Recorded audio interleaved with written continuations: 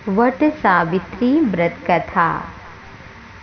वट सावित्री व्रत कथा ज्येष्ठ मास की अमावस्या तिथि को मनाई जाती है। इस दिन सधवा महिलाएं अपने पति की लंबी आयु के लिए व्रत करती हैं। आइए हम सभी श्रवण करते हैं वट सावित्री व्रत कथा। मध्य देश के एक राजा थे जिनका नाम था अश्वपति। उन्हें कोई संतान नहीं थी।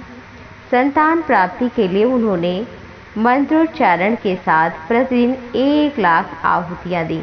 18 वर्षों तक ये क्रम चलता रहा। इसके पश्चात सावित्री देवी ने प्रकट होकर वर दिया कि राजन, मैं ही तुम्हारी कन्या बनकर के आऊँगी, और उनका नाम सावित्री रखा गया।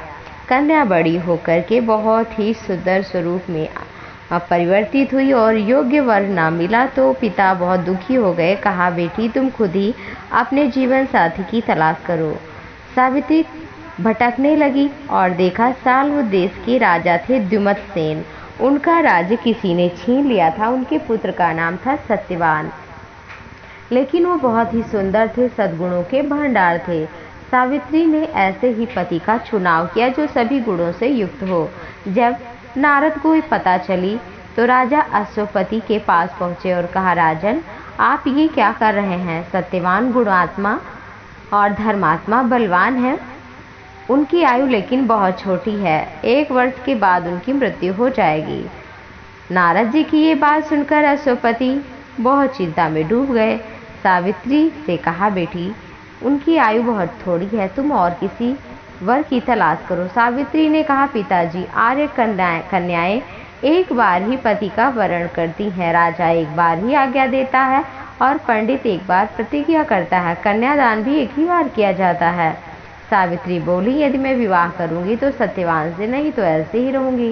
राजा अश्वपति ने सावित्री का विवाह सत्यवान से कर दिया। सावित्री अपने ससुराल पहुंचते ही सास ससुर की सेवा करने लगी। समय बीतता चला गया। नारद मुनि ने सावित्री को पहले ही सत्यवान की मृत्यु के दिन के बारे में बता दिया था। जैसे जैसे वो करीब आने लगा, सावित्री अधीर होने लगी। उन्होंने 3 दिन पहले से उपवास शुरू किया। नारद मुनि द्वारा कथित निश्चित तिथि पर पितरों का पूजन किया। हर दिन की तरह सत्यवान उस दिन भी लकड़ी लेने के लिए जंगल जा रहे थे, तो सावित्री भी उस दिन गई। जंगल में पहुंचकर सत्यवान लकड़ी काटने के लिए एक पेड़ पर चढ़ गए। तभी उनके सिर में तेज दर्द हुआ और दर्द से व्याकुल सत्यवान पेड़ के नीचे उतर आए। सावित्री अपना भविष्य समझ गई। सत्यवान के सिर को गोद में रखकर सावित्री सत्यवान का सिर सहलाने लगी। वहां पर यमराज आते दिखे।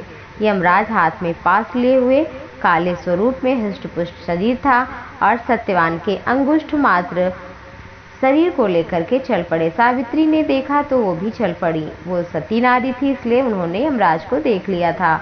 यमराज ने सावित्री को समझाने की कोशिश की, लेकिन वो नहीं मानी।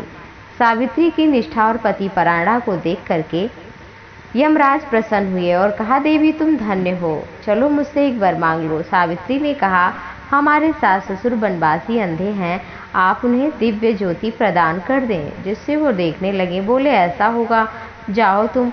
लेकिन सावित्री फिर भी अपने पति के पीछे पीछे यमराज के पीछे चलने लगी। यमराज ने कहा कि अब तुम क्यों आ रही हो? कहा, दूसरा वरदान मांग लो, लेकिन वापस चली जाओ। सावित्री ने कहा कि हमारे सास ससुर का राज्य छिन गया है, वापस मिल जाए। यमराज ने कहा, ऐसा होगा, तुम लौट जाओ। लेकिन फिर देखते हैं, यमराज तो पीछे सावित्री माँ चली आ रही थी। यमराज ने कहा, तीसरा वर मांग लो। इस पर सावित्री ने कहा कि हमारे पिता के संतान पुत्र नहीं, उन्हें पुत्र हो जाए। कहा, एवं मस्तु।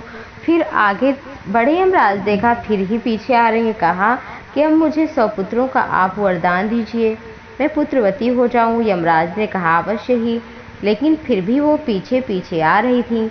तो फिर यमराज ने कहा, आप क्यों नहीं जाती? कहा, मैं अपने पति के बिना पुत्रवती कैसे बन सकती हूँ, और आपकी शक्ति से या किसी शक्ति से मैं स्वीकार नहीं करूंगी पुत्र का, इसलिए क्योंकि मैं सती नारी हूँ। यमराज नतमस्तक हो गए। कहा, तुम धन्य हो देवी।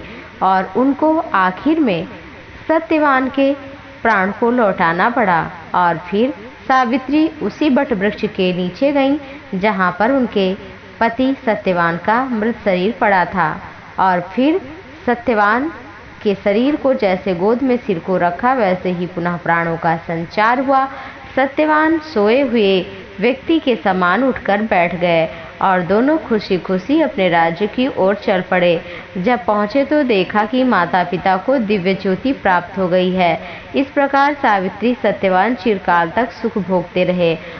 पतिव्रता सावित्री के अनुरूप ही प्रथम अपने सास ससुर का उचित पूजन करने के साथ अन्य विधियों को प्रारंभ करें। जो अपने सास ससुर की सेवा नहीं करता, उस पर सावित्री माँ प्रसन्न नहीं होती हैं। उसके पति की आयु भी अधिक नहीं होती है, इसलिए उनके माता पिता यानी सास ससुर का आशीर्वाद भी जरूर लेना चाहिए। इस दिन गरीब सधवा नारियों को सुहाग का सामान दान करना चाहिए। इस दिन तुलसी पीपल की परिक्रमा करना चाहिए। पीपल में कच्चा धागा बांधना चाहिए और प्रातःकाल पूजन करना चाहिए। इस तरह से पति की आयु लंबी होती है। कोई संकट भी आ रहा होता है तो वो टल जाता है। आप सभी पर देवी सावित्री सत्यवान की कृपा बनी रहे।